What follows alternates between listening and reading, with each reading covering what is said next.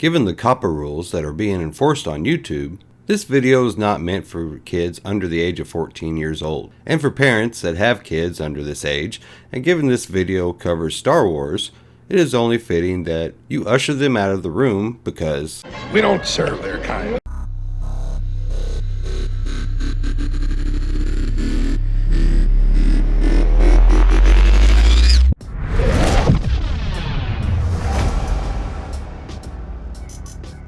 Well friends, I just finished playing the last episode of Vader Immortal, and I have to say it's a very unique game or experience in VR. Now I guess we have to get one thing clear.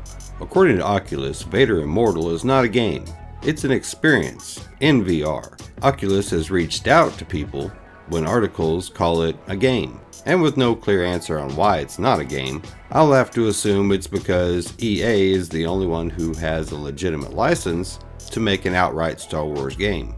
Don't you just love how companies use word porn?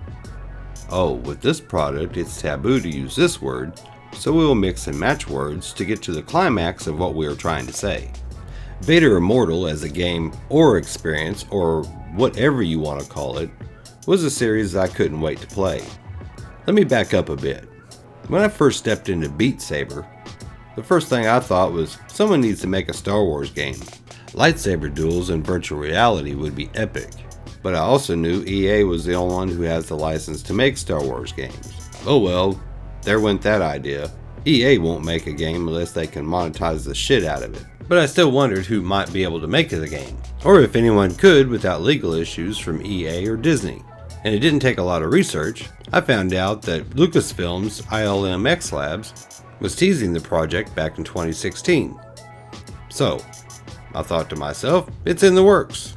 And needless to say, I was ecstatic. This was going to be awesome. Which brings us back to present day, me finishing the last episode, episode 3 of Vader Immortal. I'll try not to give away any spoilers, and I also understand that this is not a game, but an experience. I guess you can say overall, I really did enjoy my experience with all 3 episodes. First one was good, the second one was rather slow or boring, but thought maybe I was expecting too much. And then the third was exciting as the first in my eyes, with an epic showdown with Vader himself. The end is kind of a letdown, again, me expecting more, but overall, it was a good experience. But you see, I'm a huge Star Wars fan. I fell in love with Star Wars as a kid, but herein lies the problem. For a game or experience to gain traction, it needs to be epic and polished enough to bring in new people and new fans. Vader Immortal just doesn't do that. It is an experience that does fall short. While the overall gameplay is decent, it seems lacking.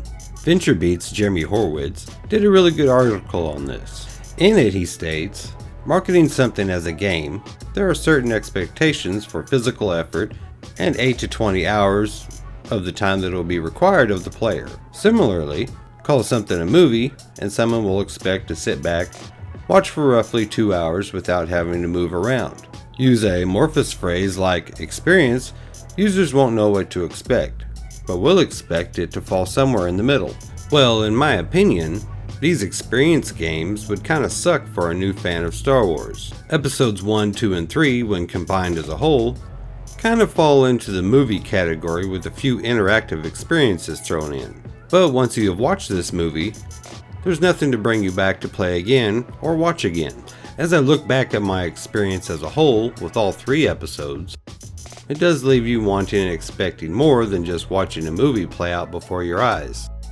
The only real reason I keep firing up my Oculus Rift to play this experience is to kill some time in the dojo mode. Using my force powers and lightsaber in this kind of arcade mode, and seeing how long I can last, has brought me more entertainment than the actual story, after I made my journey through it. Like I've said previously, Vader Immortal is a decent experience the first time you play it. There's just no need to watch this interactive movie once you have made your way through it, unless you're like me and play the dojo mode, having delusions of the Jedi Master I'm becoming. Watch out, Yoda, pretty soon I'll be taking your seat on the Jedi Council. But I guess I'm rambling. Now I understand that VR is a chicken and egg situation. What comes first? VR really does need to catch on and have a larger user base than it has to justify the cost of big budget games. But without big budget games, VR has been slow to catch on. Me as a Star Wars and VR fan want a full-fledged immersive Star Wars VR game, not an experience. That's my take on it. Vader Immortal is a decent experience, but it leaves you wanting more, like an actual Star Wars VR game. Well, that's it. I hope you enjoyed the video. Please like, subscribe, and hit the bell for future content. It really helps small YouTubers like myself, and I upload weekly. And with that, I'm out of here. You all have a good one.